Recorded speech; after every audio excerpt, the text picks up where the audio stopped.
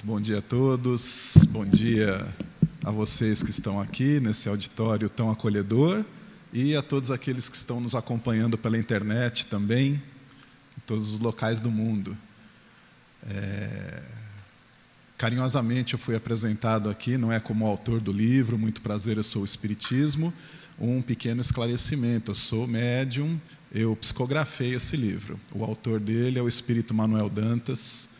A única colaboração que eu dei foi emprestar o meu tempo para a recepção desta obra. Juridicamente, não é? Aqui na Terra, a gente precisa ter alguém responsável pelo livro, não é? Então, essa figura jurídica sou eu, mas a autoria do livro é do Manuel Dantas. E, para quem não entende direito como que funciona isso, vamos lembrar do Chico Xavier, né? Nosso querido Francisco Cândido Xavier. O maior médium que já passou aí pela Terra, ele recebia as mensagens dos espíritos e esse processo se chama psicografia. A minha mediunidade está muito longe da mediunidade do Chico, mas é um processo semelhante, né? Então, para começar, gente, eu queria, em primeiro lugar, agradecer a Deus por me permitir estar aqui hoje, agradecer ao nosso querido Mestre Jesus por me aceitar na sua seara de trabalho, apesar de todas as minhas imperfeições, agradecer ao senhor Roberto Watanabe, que é presidente da FESP, agradecer a Vera Milano, que é a diretora da área doutrinária da FESP, porque essas pessoas acreditaram no meu trabalho. Hoje em dia, é muito fácil alguém publicar um livro. Pela internet, você consegue formatar o seu texto, você consegue mandar por e-mail ou por WhatsApp para uma editora virtual, e essa editora imprime e manda entregar na sua casa. Quando uma obra espírita é avaliada pela Federação Espírita do Estado de São Paulo, significa que ela passou pelo crivo doutrinário da Federação, não é? Então, hoje nós temos milhares de obras espiritualistas. Obras espíritas, elas têm que passar pelo crivo de alguém que represente o Espiritismo. E aqui no Estado de São Paulo, a Federação Espírita do Estado de São Paulo é esse órgão. Então, eu me sinto muito feliz por esse livro ter sido editado pela FESP e ter sido publicado, não é? Foi o lançamento dele em fevereiro do ano passado. Eu já estive aqui, graças a Deus estou voltando com muita alegria. Enquanto a Andréa Bien estava nos encantando com a sua maravilhosa voz, quando ela cantou o Carinhoso, eu fiz uma relação aqui na minha cabeça que eu acho que faz um pouco de sentido. Vamos ver o que vocês acham, não é? Meu coração, não sei porquê, bate feliz quando te vê, e os meus olhos ficam sorrindo, e pelas ruas vão te seguindo. Jesus falando isso com a gente. Jesus se alegra quando nos vê e nos segue através do seu olhar. Só que ele pode completar assim: mas mesmo assim foges de mim. Por que nós fugimos de Jesus? Não é? E nós fugimos de Jesus o tempo todo, o tempo todo. Eu estava pensando nisso, e quando eu digo que, apesar das minhas limitações, Jesus me aceita na sua seara de trabalho, é mais ou menos relacionado a isso que eu estou querendo falar, não é? Às vezes alguém diz: mas eu não tenho como servir a Jesus. Eu procuro servir a Jesus através da minha psicografia e através da divulgação do seu evangelho. Palestras, aulas, cursos em casas espíritas. Cada um segue a Jesus do seu jeito. A Andréia serve a Jesus através da música. Algum companheiro aqui vai servir a Jesus através da doação de um prato de sopa que ele faz todas as semanas para os necessitados. Outro vai servir a Jesus através do desempenho da sua profissão. Ele pode ser um médico, ele pode ser um contador, ele pode ser um vendedor de sapatos, ele pode ser o presidente da República. Se ele fizer bem a sua tarefa, ele estará servindo a Jesus. Porque todo aquele que faz algo com o coração, coloca amor no que faz. E Jesus veio nos ensinar amor. Exatamente isso.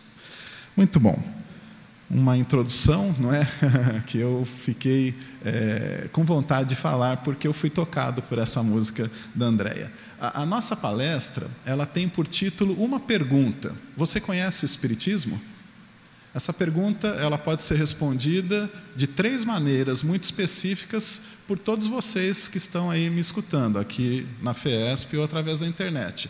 Alguns vão dizer que sim, conhecem o Espiritismo há muito tempo, frequentam a Federação, frequentam o Centro Espírita perto da sua casa e, por isso, já conhecem bastante a doutrina. Outros podem dizer: eu conheço mais ou menos, eu já li alguma coisa, eu vou em algumas palestras, eu já ouvi falar, eu já li algum livro.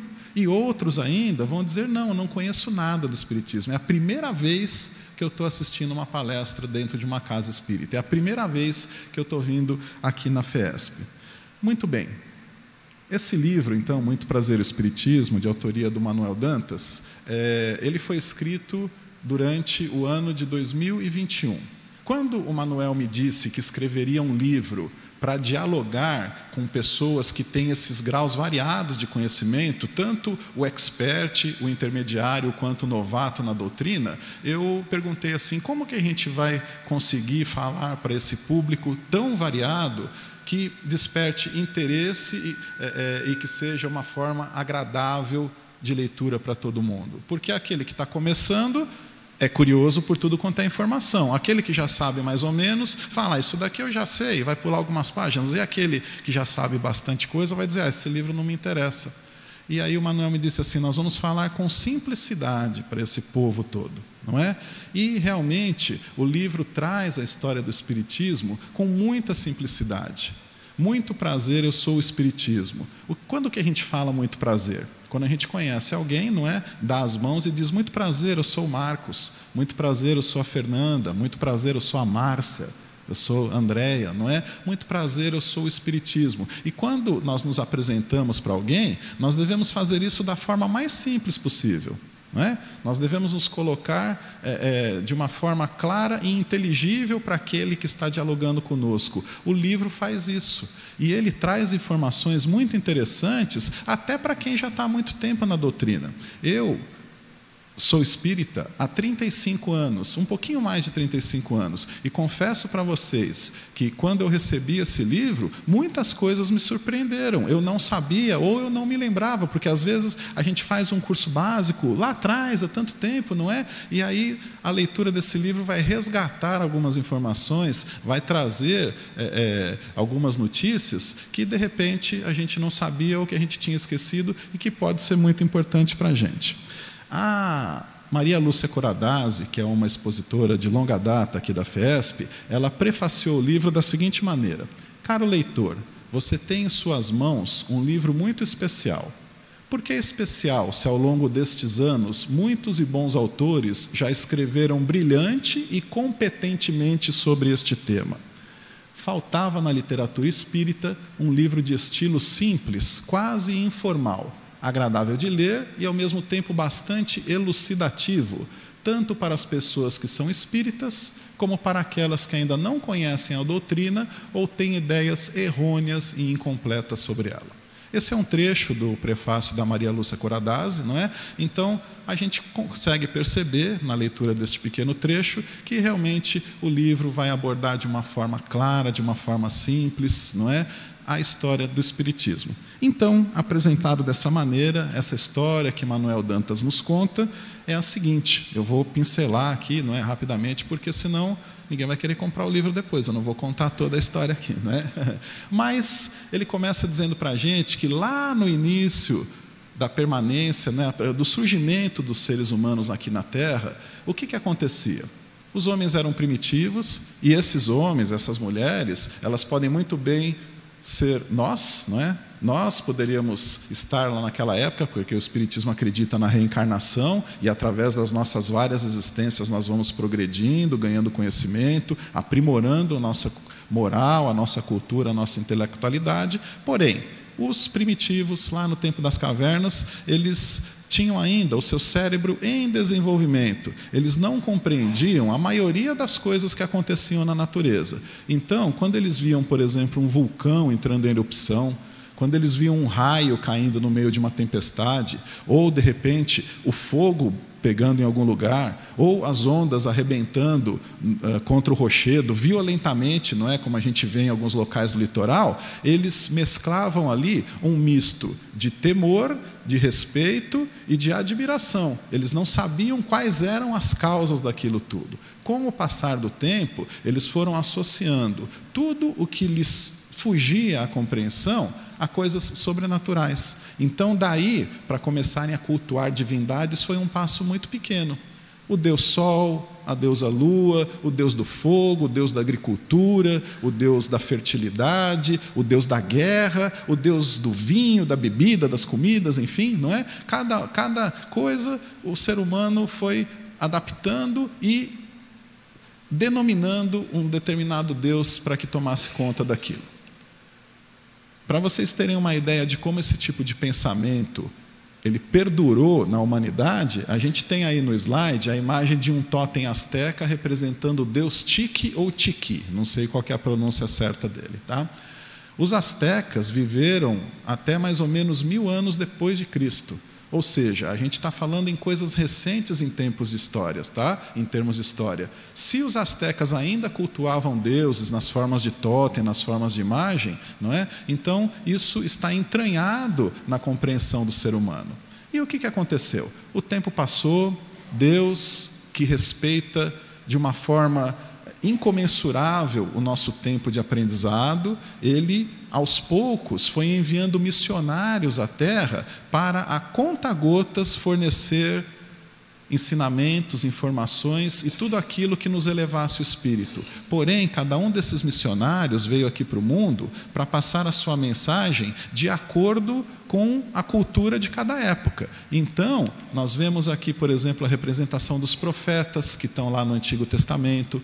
Nós temos os sábios chineses, não é? Que tinham muita espiritualidade e tem muita coisa boa ainda hoje que a gente aproveita. Nós temos a figura de Buda, que foi um espírito iluminado que viveu lá na Índia. Temos a figura de Sócrates, famoso filósofo grego. Buda e Sócrates foram contemporâneos, mais ou menos 500 anos antes de Cristo. Eles habitavam aqui a Terra, cada um num continente, já trazendo flashes das grandes revelações.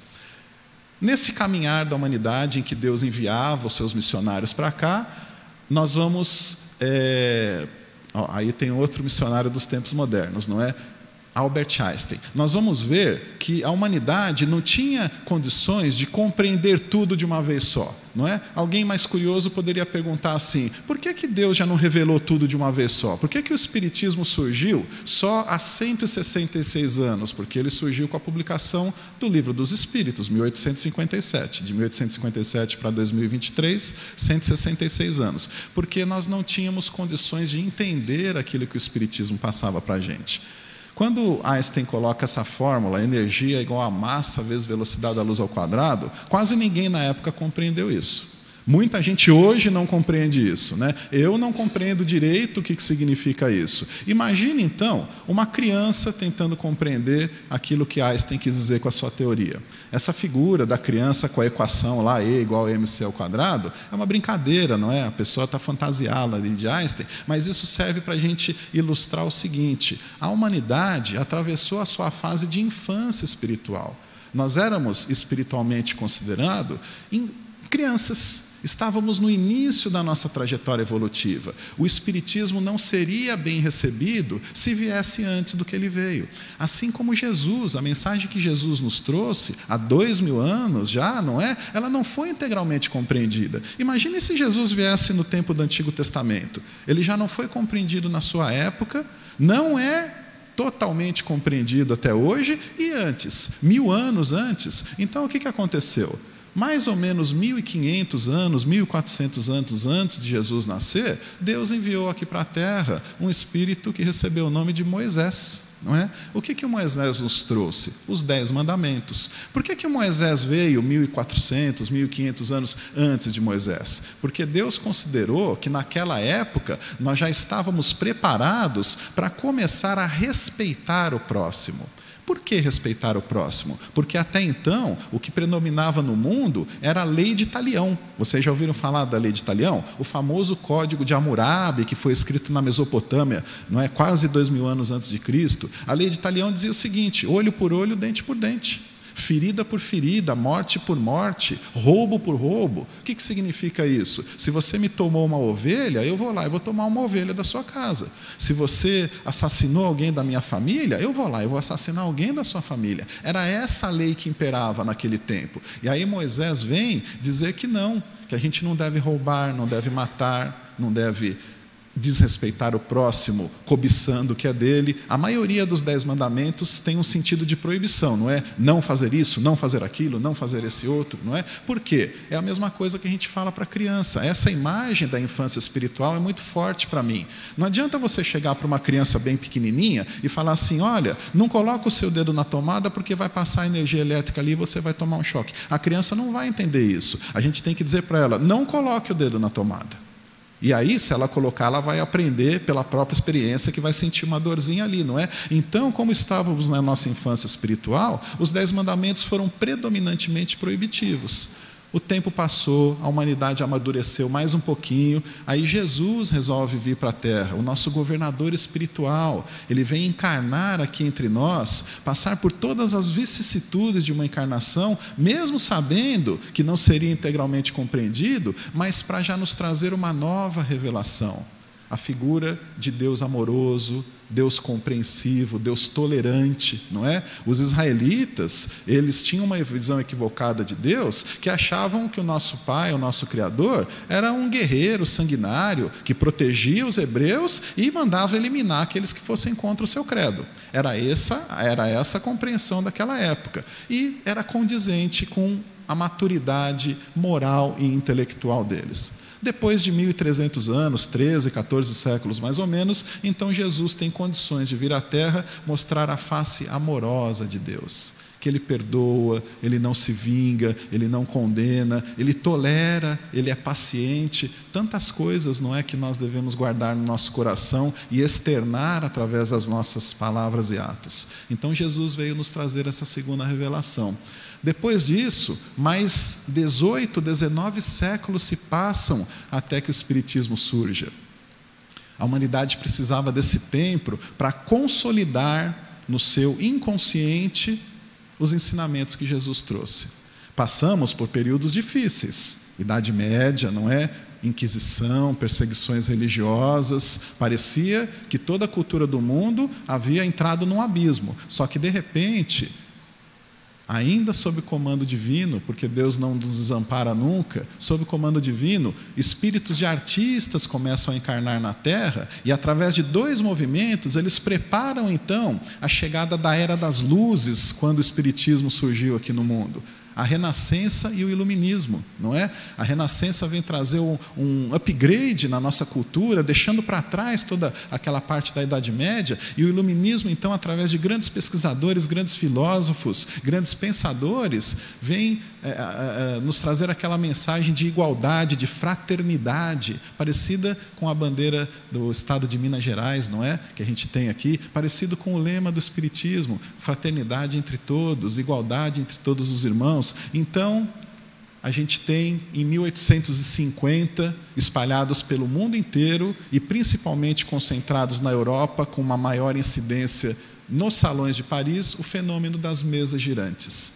O que era o fenômeno das mesas girantes? A espiritualidade estava mostrando que ela queria se comunicar com nós que estávamos encarnados aqui na Terra. Nós temos nessa imagem aí na nossa tela, nos 2 cantos, ilustrações de pessoas em torno de uma mesa e no canto direito superior a mesa voando, não é? E aqui no meio nós temos uma foto real, tirada ali na metade dos anos 1800. 4 pessoas em torno de uma mesa, com as mãos sobre ela, e a mesa se afastando do chão. Olha só, observem com atenção, os pés da mesa não tocam no chão.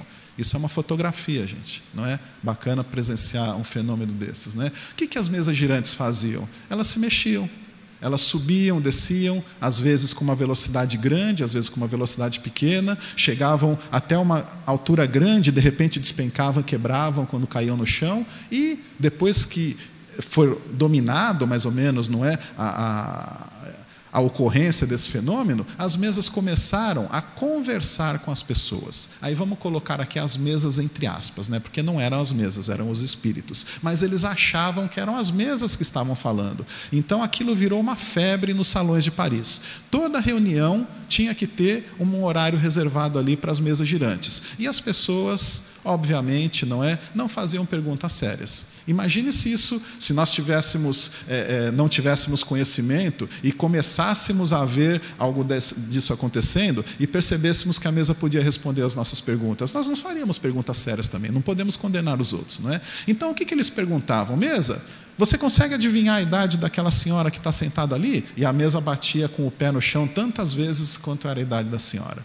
Olha, mesa, aquela moça que está sentada ali no canto, ela vai se casar esse ano? Uma pancada para sim e 2 para não. E aí dava 2 pancadinhas não, e a moça ficava triste porque a mesa falou que ela não ia casar, não é? Ah, mesa, aquele rapaz que tem um cavalo, o cavalo dele vai ganhar o grande prêmio. E aí a mesa batia uma vez e o rapaz ficava todo contente porque o cavalo ia ganhar o grande prêmio. E era assim que as coisas aconteciam. Naquela época, então, isso durou anos, gente, tá? As mesas girantes presentes em todos os salões, em todas as festas, em todas as reuniões sociais lá de Paris. Naquela época, 1850, um professor nascido na cidade de Lyon, na França, chamado Hippolyte Léon Denisard Rivail, era uma pessoa muito culta, falava várias línguas, conhecia vários assuntos, foi educado com muito primor em Yverdon, na Suíça, no Instituto Pestalozzi, que era a maior escola, o maior colégio, o mais importante, não é, daquela época. Então, o professor Hippolyte se encontra com um amigo dele na rua, e esse amigo o convida para ir assistir uma sessão dessas mesas girantes. E o professor Hippolyte, muito culto, não é? Ele disse: olha, meu amigo, se você me provar que as mesas têm cérebro para pensar e nervos para sentir, eu vou ver uma mesa falar. Senão, eu acredito que isso não se passa de truque de prestidigitação, de truque de mágica, não é? E não foi.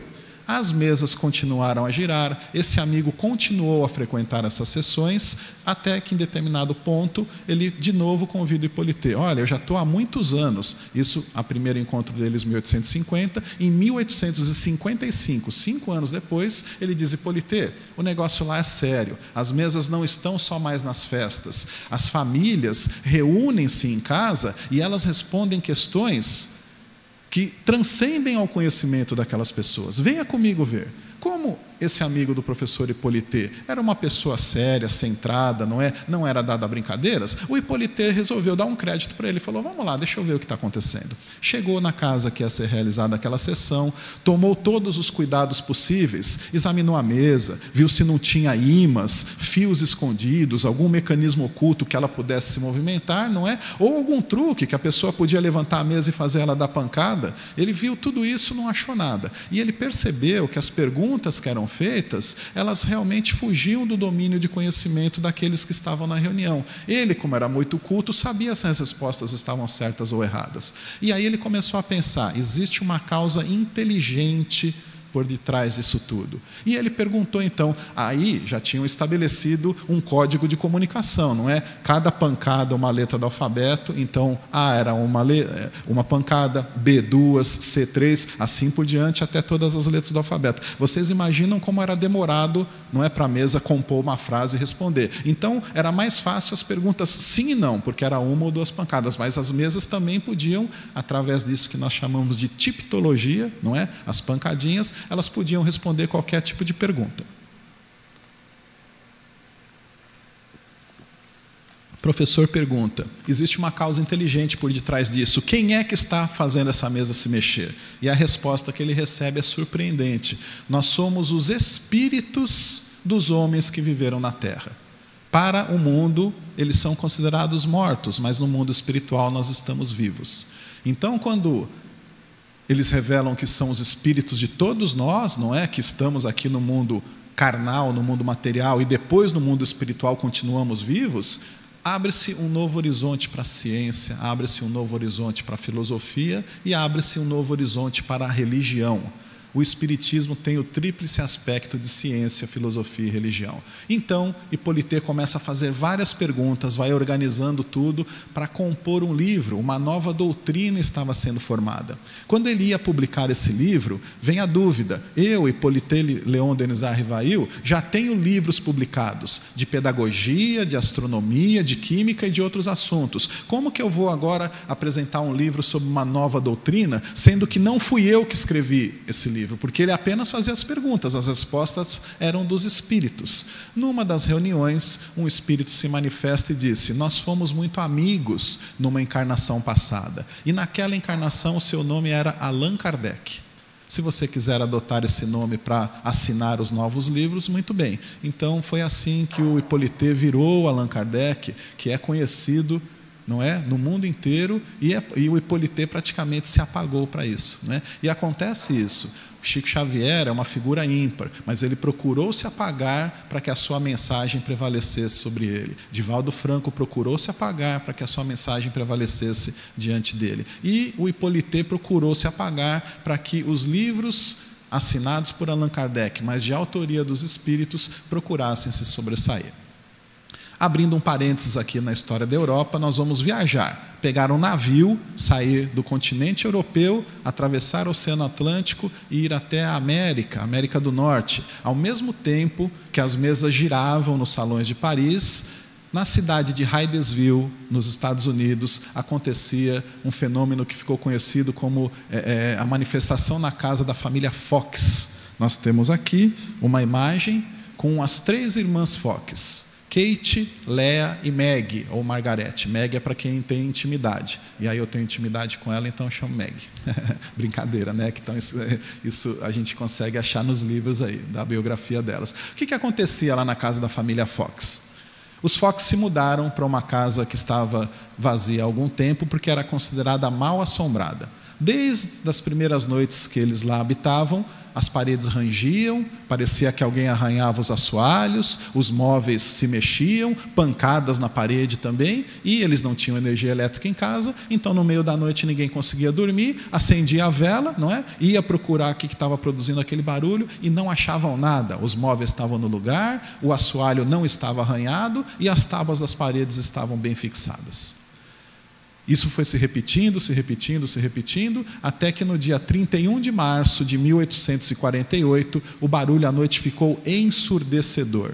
Uma verdadeira sinfonia de ruídos, de sons e de pancadas. Todo mundo assustado, ninguém conseguia dormir. A Kate Fox era uma criança na época e, na sua inocência infantil, ela resolve desafiar aquela força invisível que produzia aqueles ruídos. E, repetindo então o refrão de uma brincadeira que ela fazia com as irmãs, ela disse o seguinte: "Senhor pé rachado, faça o que eu faço."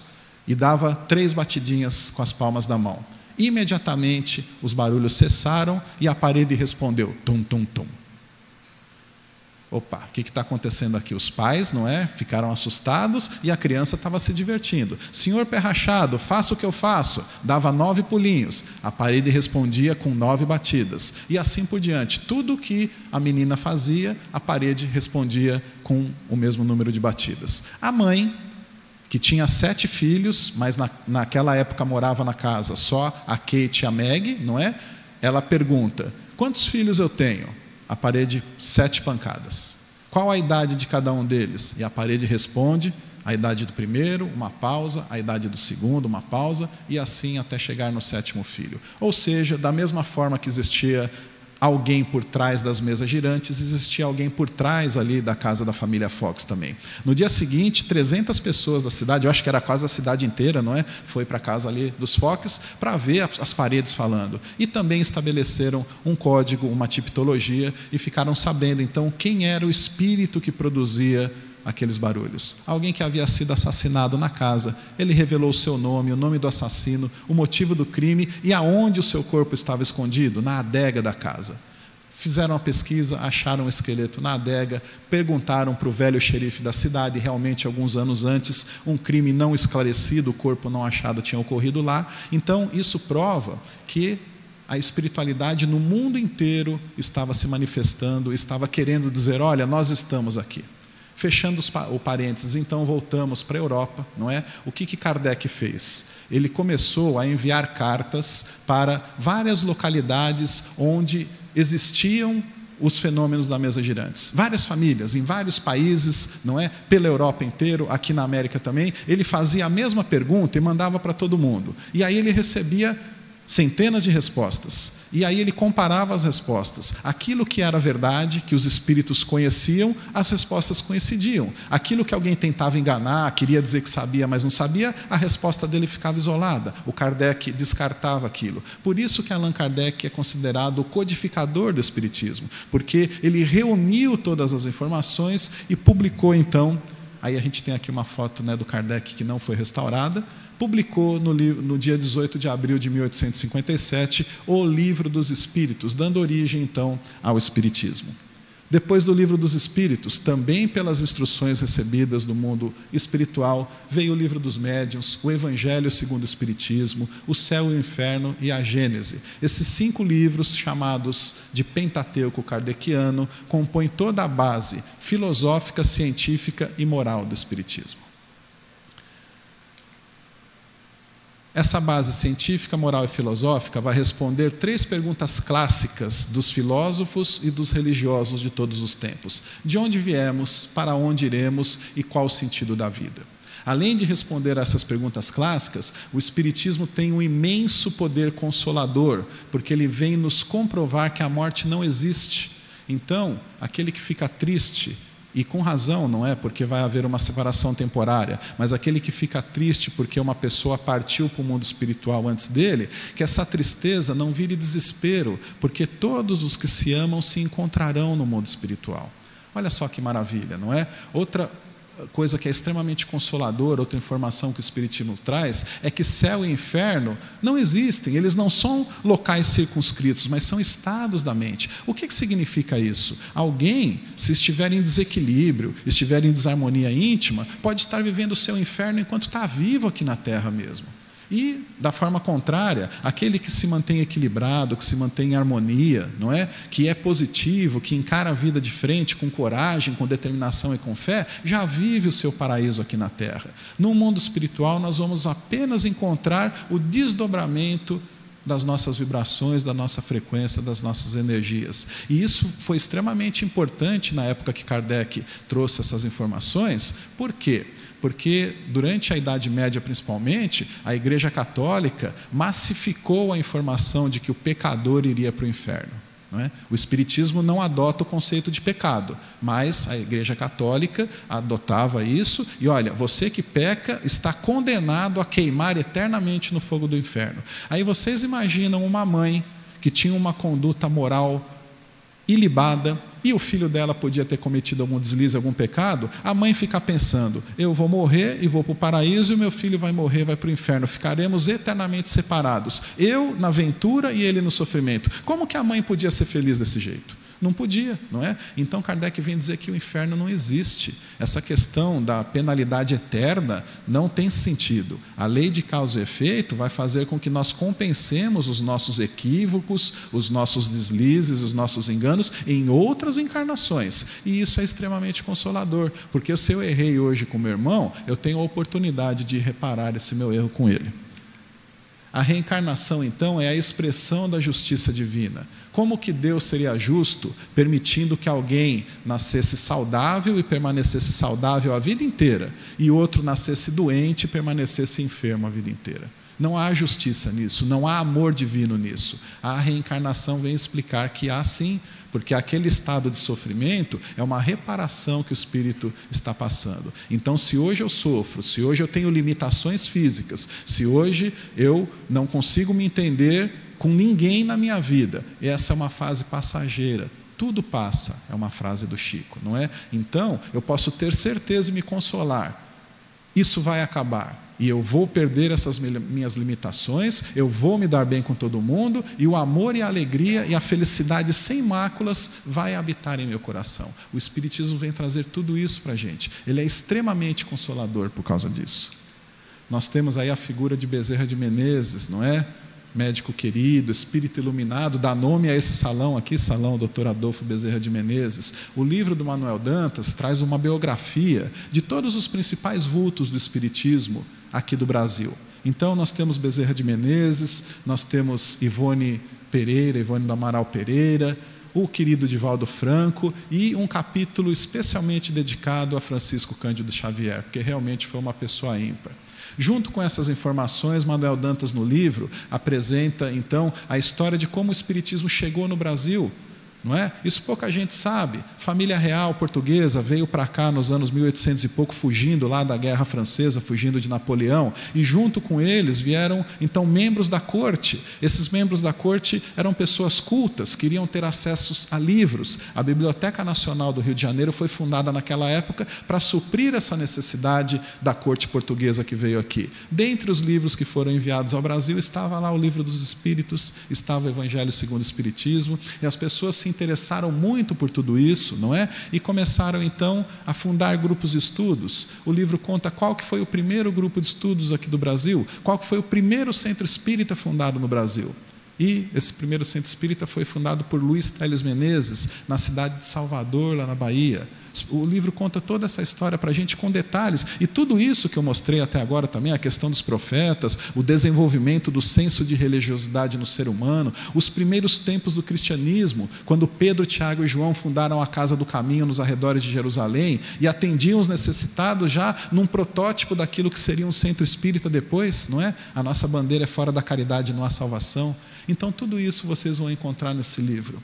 Além de um capítulo dedicado ao futuro do mundo, à necessidade da reforma íntima, que é aquele trabalho interno que nós fazemos conosco mesmo, não é? De procurar eliminar os nossos vícios, tudo aquilo que nos arrasta para baixo, para fazer prevalecer as virtudes que estão em germe nos nossos corações e que vão crescer e vão nos tornar espíritos perfeitos, espíritos de luz. O papel dos espíritas nos dias atuais. Como nos comportarmos perante tanta coisa que acontece? Como nos comportarmos nas redes sociais, não é?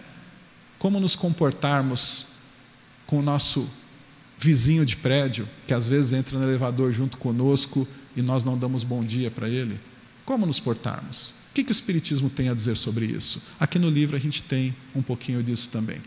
Por conta de tudo isso, então, eu convido vocês a conhecerem o livro. Aqueles que já conhecem a doutrina, que já têm familiaridade, repito, vão encontrar informações novas lá. Aqueles que têm um conhecimento moderado vão completar o seu conhecimento. E aqueles que desconhecem, vai ter muita novidade, muita coisa interessante. Por isso, eu convido a todos para conhecerem, lerem e divulgarem o livro. Em nome da doutrina espírita, eu agradeço.